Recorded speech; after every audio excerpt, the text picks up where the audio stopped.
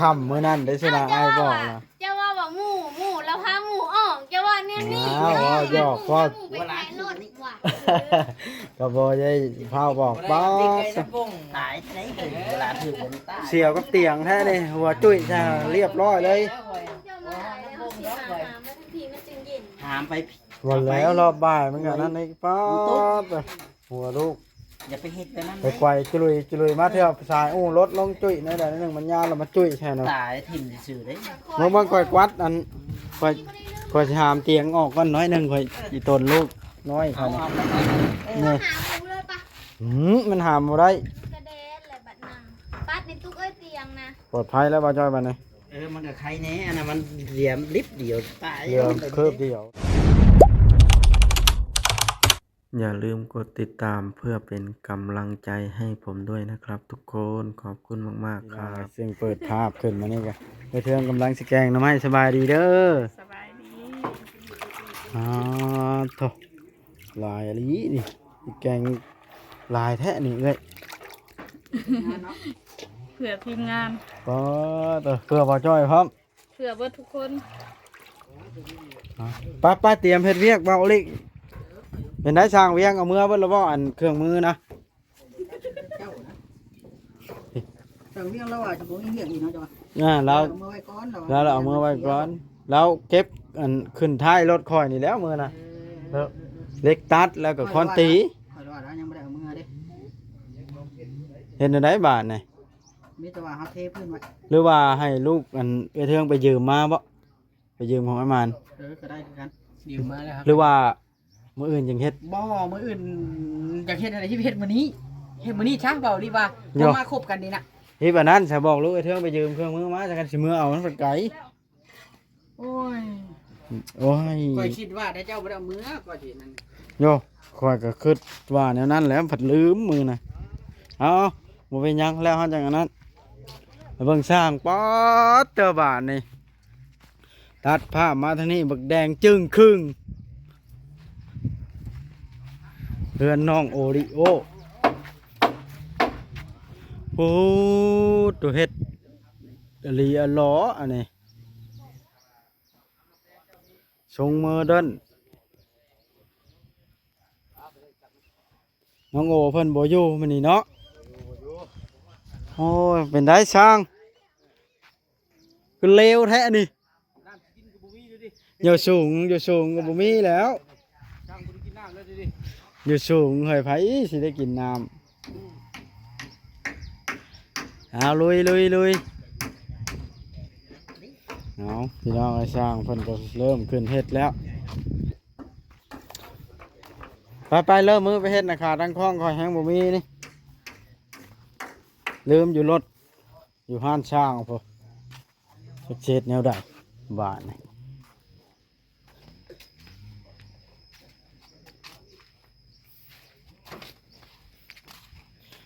เขาเอาค้อนตีมาโอ้ยแล้วก็เล็กตัดมาปั๊บตีขอบทำนาดินแล้วก็ขุดเบิ่งเอื้อยเทืองดีกว่าใส่แล้วเห็นแล้วต้มหน่อไม้อยู่หันเด้พี่น้องเอ้ย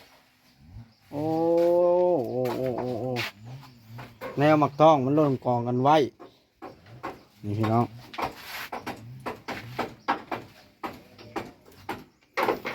เฮือนเราแปลนคักขนาดลูกน้อยแล้วลายเอาฮุบไปทิ่มบ่ เลยไปให้งัวผู้ใหญ่บ้าน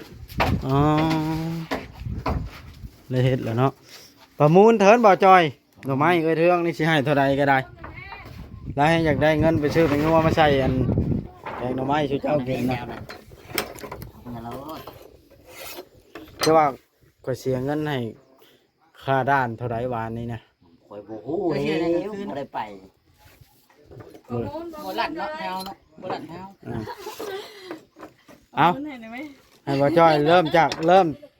จุดเริ่มต้น50ซะจุดเริ่มต้นเด้อฮะประมูลภายให้ได้หลายกว่าคนนั้นเอาเบาลีให้51บ่จอยได้จ้ะ ข่อยบอก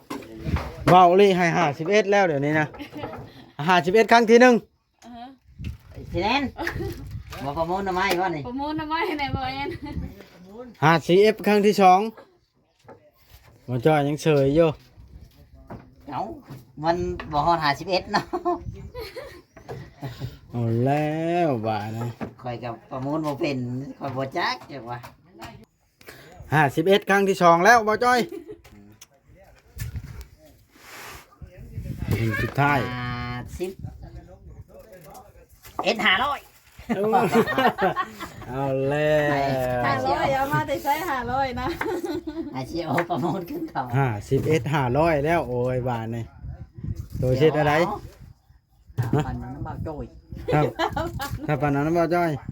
มันหลายแฮงเลย บ่แล้วกับประมูลให้เราได้เงินหลายกว่านี้ดีกว่าเฮ้ย เจ้ากับประมูล เอ้ย สิ โจ้ยมันบ่ได้ประมูลบ่ เงินเฮาบ่ได้ฮอด50ในถุงนี่ บ่ว่าก็ยิบยืมใช่แล้วเนาะ หยิบยืมเดี๋ยวเห็นในฉัน เอา55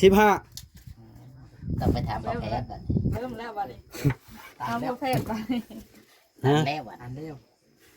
เดี๋ยวปิดประมูลเลยเท่นะ พอใจอยู่บ่เออเทือง ฮะ สมมาพระควรอยู่บ่ ได้ก็เอา พ่อแพทย์มามา มาแล้วแม่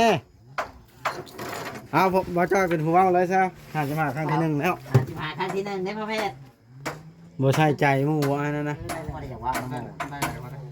มันยังเล็กตัดบ่ จังบ่ได้จังว่าน้ำมูกพ่อแพทย์ มันก่อนใช่ละเล็กตัดก็พรตีแล้วเล็กกระปูได้โอ มีแล้ว อยู่ข้อเงินม้วนหิวเมื่อยเด้อบ่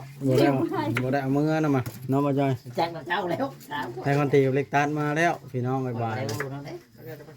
ปัญหาแต่พอลูกแพทย์เท่านั้นบาดนะสิมาเฮ็ดน้ำมูกหรือบ่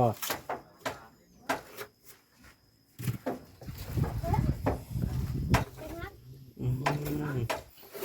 ปกติเท่านั้นก็3นี่ก็50แล้วนี่เพิ่นยังประมูลชำนั้นหนึงเฮ็ดไป บ่จอยได้ บ่จ้อยแล้ว เจ้าได้คอยประมูล มันสิง่ายก็ต้องไปหาหน่อไม้ ไผสิว่างาน ต่อค่อยนะหาห้างหากะสิซ้ำทุกเข้าแล้วบาดนี้ต่อคนนะ ตอนนี้ ต่ออยู่ในกอหน่อไม้นั่นแหละ ระวัง ค่อยไปหามื้อนั้นมันตอดหลังเด้ตอดแม่นะไล่ว่าบ่ต้อง ค่อยสิ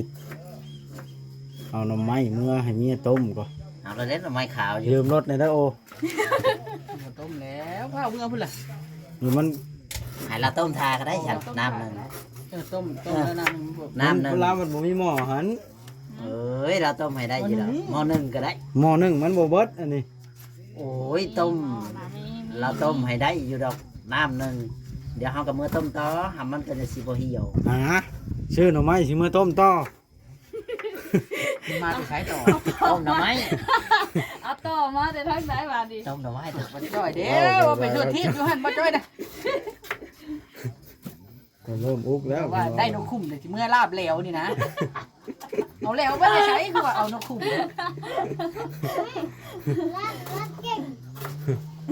เริ่มอุกก็ เดี๋ยวบุกแล้ว เป็นเว้าไปนะนั่นแหละว่าใจไปซื้อปลาดุกพันธุ์มาแจ่วกินครับใส่มะเขือ ขัดแล้ ต้ม ว แล้ว เข้าค่ายแล้วบาดนี้ ปิดการประมูลเดี๋ยวพอดี ฮะ ยังแล้วเว้า ปิดเลยดิคอยปิดแต่มันบ่มีคนประมูลต่อ โหแล้วปกติคันไปขายอยู่นอกนี่ได้เท่าไหร่นี่ได้เที่ยง3ลีได้ ใช่อยู่นอกนะ แม่น ได้อยู่เซนนึง แสนเดียวขึ้นหลายได้ซะ ประมาณนั้นแล้ว เฮ็ดตรงละซาวได้เนาะ ตรงละสิเห็น เฮ็ดตรงละ10นึงบ่ได้นี่เอาแล้ว เชื่อจะได้จะว่าน้ำไม้มันขาว หน่อไม้บงหน่อไม้มันขาวแน่ได้ เราไปขุดเอาตัวมันขาว เอา ฮะแม่นตัดรถ เท้าหลัง ตัด คาร ถ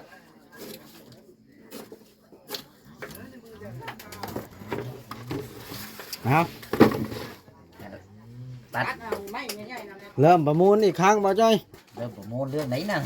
ต้นหน่อไม้แล้ เจ้าว ได้ ของประมูลแล้วเลยอยู่เพิ่นคอยตัดสินเลย ต้น ได้ ว่า ให้ต้มบ่ หายต้มให้บ่ เพื่อเมื่อสิเมื่อจักโมงนี่โอ จังหน่อยบ่เป็นห ต้ ยั ม ง ได้เยอะ ได้อยู่ สิเป็นเพียงต้มแค่ให้มันอันนั้นบ่ให้มัน บ่ให้มันเหี่ยวนะว่า มันก็บ่เหี่ยวนะเนี่ยเหี่ยวดอก สิแนนมาประมูลไว้เจ้าสิเอาเท่าไหร่นี่อย่าบ่นะ บ้านอยู่บ่เห็น ดูน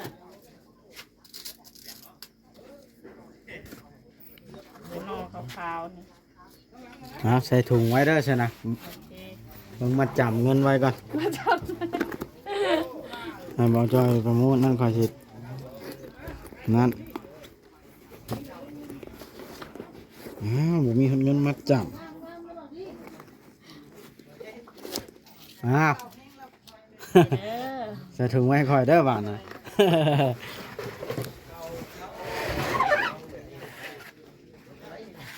พอแพทย์หมู่มาเฮ็ดเวียก 400,000บ่ได้มีรถในเฮือนกับเจ้าดิ ปีเท่าไหร่นี่ปี14 อ๋อจ้อยแล้วจกชื่อเดี๋ยวได้สี่ ถ้าเบิ่งอยู่สวรรค์น่ะปี8 08 08 อะไรอ่ะ 600,000เกือบฮอด700,000 ข่อยบ่ว่าวนํดอก บ่มันเป็นรถน่าจะเป็นพี่ลันเนอร์ตัวสูงเพราะวิ่งบ่ได้ บอกตัวเตี้ย ตัวเตี้ยสิไปฮอดพุ่น ไปทามามันมาด วีโก้เอาได้เอาเลย หนังสือมัน100เด้อนี่บ่ว่า ปี2008ได้อันนี้เป็น2014 14ทางในมันดำแล้วเด้ มันลื่นกันหลายอีหลีนี่แสดงว่าเนาะ ตัวเตี้ยยังไปฮอด600,000 ผู้สูงน่ะแพงๆ700,000 สิแนนสิออก เดี๋ยวมันก็ออกรีโวพุ่นแล้วสนะ อยู่บ่ เบาเอ็นก็ได้ หน้ามาดอก เบาเอ็นก็จะไปออกรถไม่ได้ว่าจะไปออกรถพี่น้องเอ้ยมาแล้วของแพทย์จะไปได้ออกมาทำทีมงานแล้ว เข้าไปเบิ่งทางนั้นก่อนไปพอแพทย์ไปช่วยกันเฮ็ดให้มันแล้วได้มื้อนี้ค่อยบ่มีขาทางกล้องค่อยสิไปบอกวิธีนี่ บ่จ่อยนี่เด้อ เริ่มหน้ามาดแล้ว นี่นะมาจังได๋นะ ยินดีนะหมู่ ยินดีแล้วข่อยว่า บ่ได้จับมืออยู่ ว่า เนาะ แต่มาในรถขี่มาน้ำกัน เดี๋ยวบ่อยากขี่ได้เปิด โอ ไว้ เค มัน ก็จะขี้ ข่อย บ่ คิ ขี่ ดว่าคำพูดคำพูดของว่านั้น บ่เบาลิบ่ขี่ เว้ย บ่จ่อยบ่อยากขึ้นเลยนะ ไป จ้อยก็บ่อยากขี่ หลายเรื่อง คอยส่งหาเพิ่นไปว่าบ่จ้อยไปได้รถอะไร มื้อแน่นี่ ตก สิ อย่าว้าว ซื้อบันไดยันมาใช้นี่เท่าไรบันไดนี่เบาดิ โอ้คือมันได้ใช่คือของบ่บอสนี่งามเลยเนาะ ขึ้นง่ายไม่ยั้งนะเบาแอน สังกะสีว่าเอ็น ทางกะสีมาไวแฮงอีหลี เฮ็ดได้วะ เอาเราโค้งกับหันแล้ว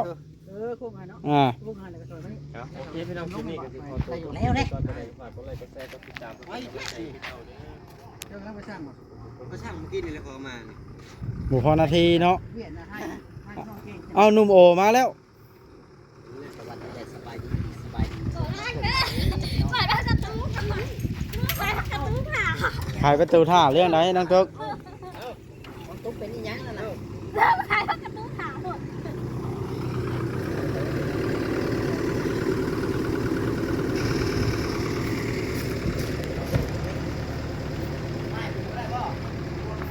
มาเบิ่งพี่น้องเอ้ยบอกว่าเห็นถ้วยจานเข่าวเกลือมาตั้งแต่ทิศก่อนสังกะสีมาแล้วน้องบอย สีโลซิ่ง สบายดี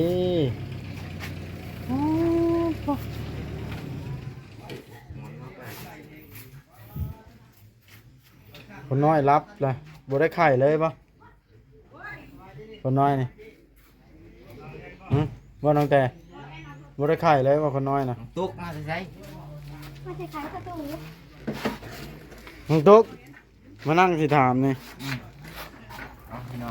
ทำอะไร นั่งลงนะแม่จะได้ลูกนะบ่ได้ไข่ขึ้นเลยป่ะ อ๋อ กินยาแล้วกินยา อย่าแล้ว ใช่จับเจือในกว่าเสือก็ได้ เมื่อย ฮะ เมื่อยแล้วเลยขายประตู แม่นป่ะ ไหวอยู่เนาะ เอามาปูเหยียบไปยังสาดนี่อันนี้น้องตุ๊กเขาบอกขึ้นไว้ ทางย่างตั้งแต่ปูตัวนั้นสาดใหม่แท้ได้นี่ โอ้ยจะได้กินเอ็มร้อยบ่เนาะรถใหม่ คนก็ล่อรถก็ไม่ไปก็มือนี่ ตัดผมใหม่ละรอเลย เจ็ดสี่ออกเจ็ดเก่าเนาะ ก้นทิ่มเป็นยังพักห่มอันนี้ โอ้ยข่อยว่ามันใหญ่จังสิเก็บมาลวก น้ำน้อย หลานนี่น่ะอีนางนั่นน่ะ เดี๋ยวมกกินเด้อ อ้าว กับหนู จำหนูพวกติหมาเพิ่นก็ได้บ่นะพี่น้อง จ่อยกันได้อะไรมา บ่เบาอีหลิจะขายรถเก่งบ่ แม่น กำลังหูในเรียงเขารุ่นไกลกับผัวเขาได้เราขายรถเก่งแล้วแท้เขาว่าผัวเราไปซื้อรถคันนี้แบบ อ้าวก็คืออ้ายอยู่จนค่ำมื้อนั้นได้สินะอ้ายบอกล่ะ จะว่าแบบหมูแล้วพาหมูออกจะว่าเนี่ยนี่ อ้าวเอาหยอกพอด ไปขายรถดีกว่า ก็บ่ได้พาบอกป๊าด ตายไหนเวลาถือคนตาย เสียวกับเตียงแท้นี่หัวจุ้ยซะเรียบร้อยเลย เจ้ามาขายแล้วเขาสิหามาทันทีมันจึงเย็น ถามไป วันแล้วรอบบ่ายมันก็นั่นนี่ป๊าดหัวลูก อย่าไปเฮ็ดไปนั่น ไปไกวจุลุยมาเถอะสายรถลงจุ้ยในใดนึงมันยาวแล้วมาจุ้ยแช่เนาะ ตายถิ่มซื่อเด้ เมื่อบางก่อยกวัดอันก่อยสิหามเตียงออกก่อนน้อยหนึงก่อยอีตนลูกน้อย เอา เขา เอา นี่ หาหมูเลยปะ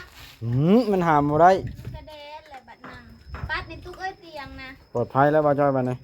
มันก็ใครแน่อันนั้นมันเหลี่ยมลิบเดียวตาย เดี๋ยวเคิบเดียวเนาะเฮ็ดไปทั่วที่อยู่หั่นแท้นี่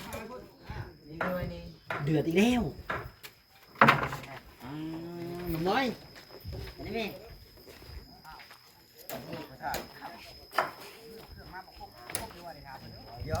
เดี๋ยวถ้ารุ่นกันเครื่องบ่ครบอีกบัดนี้แหละมันชุดยอดมาก ยูนี่บ่เกี่ยวดอกคือนี่นะเพราะว่าได้ พอเป็นแค่ผู้เอาเป็นเอาลงซื่อ บ่าวเห็นแล้วว่ารถใหม่ เห็นแล้วอยากได้อยู่ดีนี่น่ะ ชื่อเอาแล้วว้าว โอ้เจ้าไปเบิ่งอยู่สวรรค์ปี08 ปีอัน2008 หักตัวเตี้ย ตัวเตี้ยเตี้ยทำนี่แหละ 4ประตู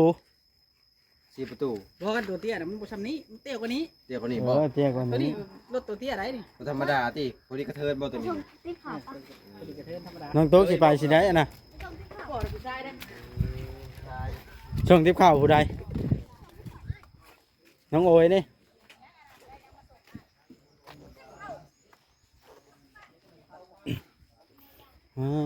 จ้ะบกล้ารอดกระล่างแล้วยานคอนตีตกถึก วัสดุก่อสร้างทาบัดคุโตบ่ไม้นี่สีกันมอดบ่ลุงเอามาเขาละทิมผ้าคู่รถบ่ได้นี่อ๋อ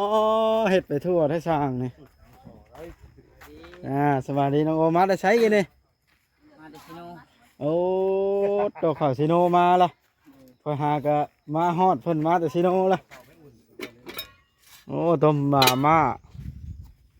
เอาฮอดบ่น่ะเรื่องข้าวเย็นเอาที่ข่าวมาส่งซื่อ สีกันมอดบ่นี่ไอ้เรา ๆบ่ได้อุ่นข้าวซะบ่ อ๋อคือว่าแดงยิงครึ่งแท้ฉันดอก เบิดทุกอย่างกันหมอดกันเชื้อรา อืมคักแล้วฉันน่ะ กันเบิดกันฮอดอีก กันฮ้อนอีกเป็นไปได้ยากมากข้อนะ ที่ทนได้อีก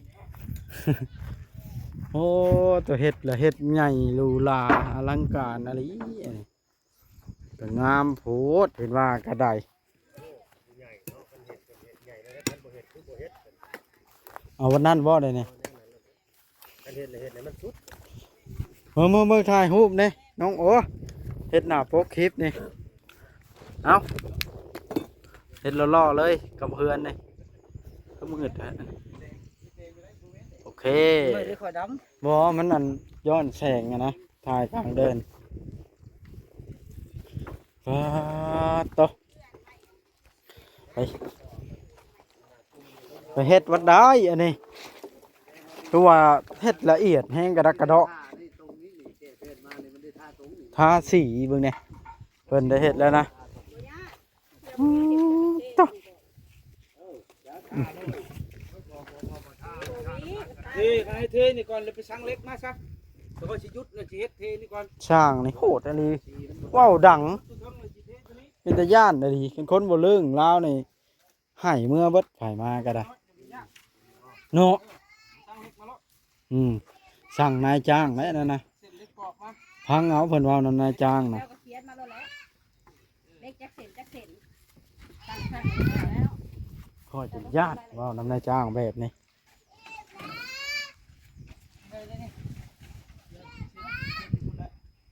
เอาพี่น้องเอ้ยดีใจน้ำน้องโอพี่น้องเอ้ยเรื่องเฮือนก็ได้ได้พ่อลูกแพทย์ก็ได้เอาพี่น้องเอ้ยคลิปนี้สิได้จบเพียงชำนี้ก่อนพี่น้องเอ้ยคลิปนี้ก็ได้เดี๋ยวพ่อลูกแพทย์ไปสิจบคลิปชำนี้เลย เอาสบายดีพี่น้องเอ้ยเนาะฝาก